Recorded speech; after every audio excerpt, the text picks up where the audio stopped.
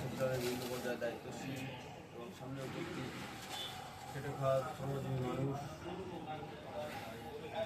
আসসালামু আলাইকুম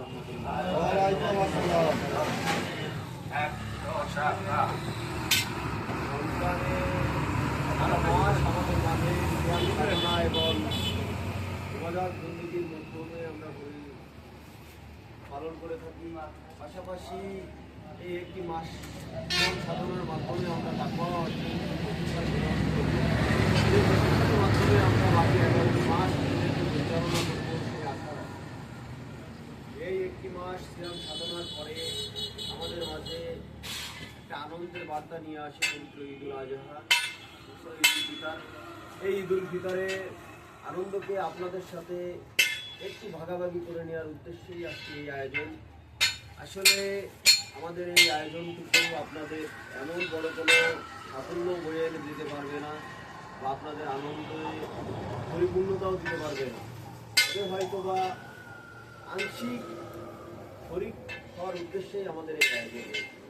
আপনাদেরকে এটা কোনো অনুদান না, এটা কোনো আমাদের যে প্রচলিত ভাষা ফেরান না, এরকম কোনো কিছুই না। এটা আপনাদের জন্য সামান্য একটা উপহার। আপনি একজন মুসলমান, আমিও একজন মুসলমান, আল মুসলিম ও আখো মুসলিম, একজন মুসলমান আর এক মুসলমানের ভাই। আমার বাড়িতেও যেমন ঈদ পালন হবে, আপনার বাড়িতেও ঈদ পালন হবে।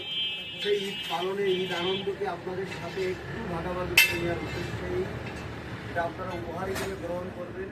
আর আমরা যেটা দিচ্ছি এটা কোনো অনুদান না, কিছু না, এটা আমাদের দায়িত্ব। সেই দায়িত্বের জায়গা থেকে পরিপূর্ণ পালন করতে না পারলেও কিছুটা পালন করার চেষ্টা মতো। এই জন্য আপনারা এটা গ্রহণ করে আমাদেরকে একটু উপকৃত করবেন, যাতে আপনাদের এই সাহায্য করতে পেরে আমরা আগামীতে কাল কিয়ামতের ময়দানে আল্লাহর কাছে যেন আমরা একটু হলেও জবাবদিহিতার ক্ষেত্রে একটু সহজ। এই জন্য এটা আপনাদের নেওয়াটা যতটা গুরুত্বপূর্ণ, তার থেকে বেশি গুরুত্বপূর্ণ আমাদের দেওয়াটা। আসলে উচিত ছিল আপনাদের প্রত্যেকের কাছে গিয়ে পৌঁছে দিয়ে আসা, কিন্তু সময়ের স্বল্পতা, বৈবাহিক অবস্থা সব কিছু বিবেচনায় আমরা সেভাবে বড় পরিসরে করতেও পারছি না, যার কারণে সেভাবে পৌঁছে দিতে পারছি না। এই জন্য আপনাদেরকে একটু কষ্ট দিচ্ছি।